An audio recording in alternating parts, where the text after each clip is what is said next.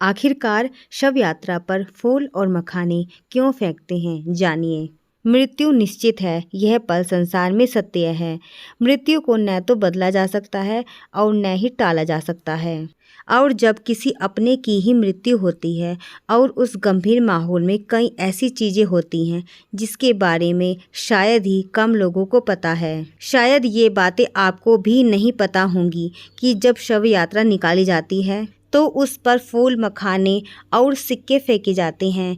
आपने भी देखा होगा कि राह चलता कोई मनुष्य अगर शव यात्रा देख ले तो वह उसे प्रणाम करता है और कई लोग सिक्के भी फेंकते हैं। तो आइए जानते हैं इसके कारण क्या हैं।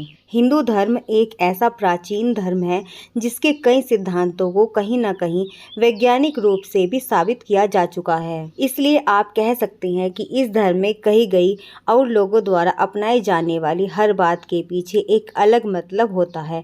अक्सर ऐसा देखने को मिलता है कि जो लोग इन बातों का मतलब नहीं जानते वो इस पर सवाल उठाने लगते हैं, लेकिन ऐसा नहीं है कि सवाल उठाना गलत है, बल्कि ये जरूर है कि अगर आपको जानकारी न हो तो पहले सवाल का जवाब ढूंढें और फिर सही और गलत की पहचान करें। जब शव यात्रा में शव पर सिक्के फेंके जाते हैं तो कई लोग इसे पैसों की बर्बादी बताने लगते हैं। ये ठीक उसी तरह से है जैसे शिवलिंग पर चढ़ने वाले दूध, बाजार में चढ़ने वाली चादर को लोग किसी गरीब को दान देने की सलाह देने लगते हैं, जबकि दोनों अपनी अपनी जगह पर अलग महत्व रखते हैं। ये बातें इसलिए भी जरूरी हैं क्योंकि मृत्यु के बाद आपके साथ न तो आपका ज्ञान जाता है और न ही आपका धन। अगर आपके पास कुछ होता है तो वह है आपके कर्मों का फल। मतलब इस धरती पर आपने जो भी अच्छे या बुरे कर्म किए हैं उसी के हिसाब से आपको स्वर्ग या नर्क की प्राप्ति होती है। ये तो आप जानते ही होंगे। शव यात्रा पर फूल फेंकने का क्या मतलब है,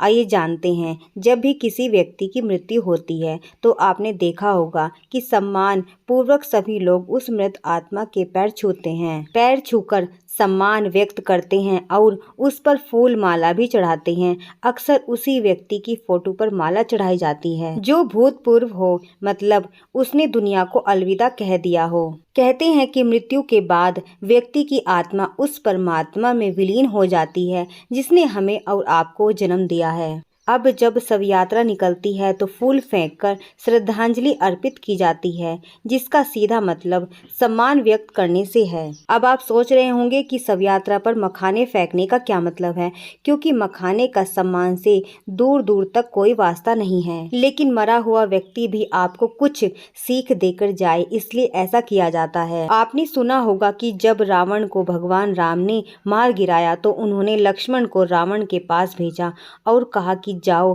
रावण ज्ञानी व्यक्ति है, उससे कुछ शिक्षा ले लो। तब रावण ने लक्ष्मण को शिक्षा दी थी।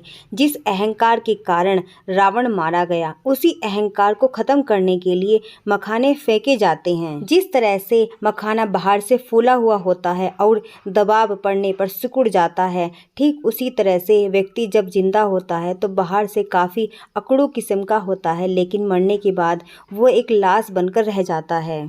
सिक्के फेंकने का क्या मतलब है, आइए जानते हैं। अभी के जमाने के हिसाब से बात करें तो हर कोई पैसे के पीछे भाग रहा है।